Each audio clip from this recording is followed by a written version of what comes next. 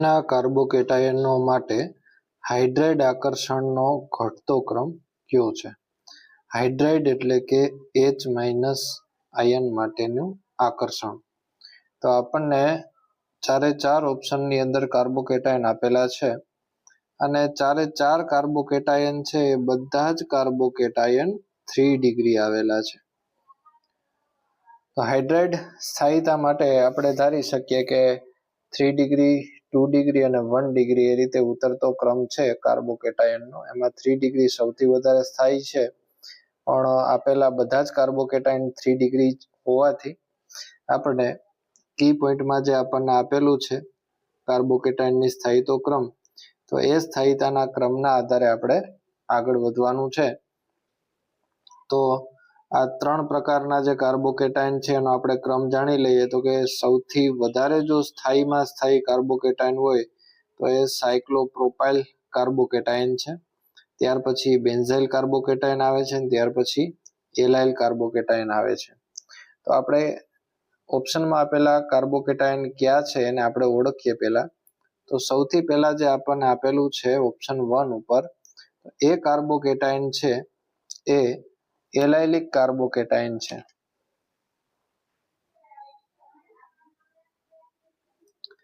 એલાઇલ carbocation.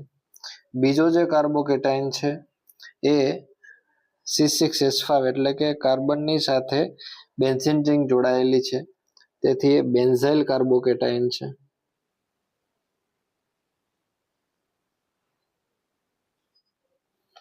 ત્રીજો જે carbocation છે એ નોર્મલી 3 ડિગ્રી કાર્બોકેટાયન છે, જેની સાથે 3 મિથાઇલ ગ્રુપ જોડાયેલા છે.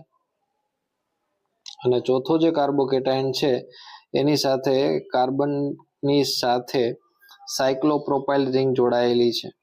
તો આ જે ચોથો છે એ સાયક્લોપ્રોપાઇલ કાર્બોકેટાયન છે.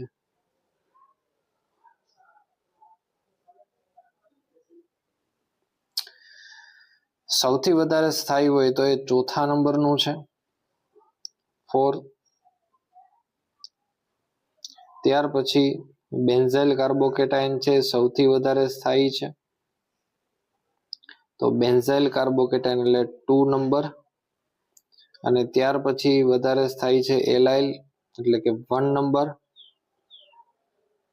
અને ત્યાર પછી વધારે સ્થાયી છે 3 ડિગ્રી, 3 નંબર. તો આપણો આ ક્રમ રહેશે 4, 2, 1 and 3.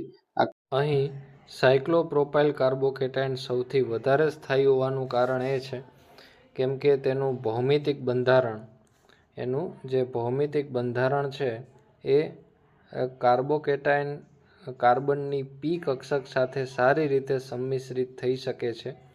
હાઇપર કોન્જ્યુગેશન દ્વારા સ્થાયીતા પ્રાપ્ત થાય છે અને સાયક્લોપ્રોપેનનું પણ કોણીય તણાવ બળ ઘટે છે.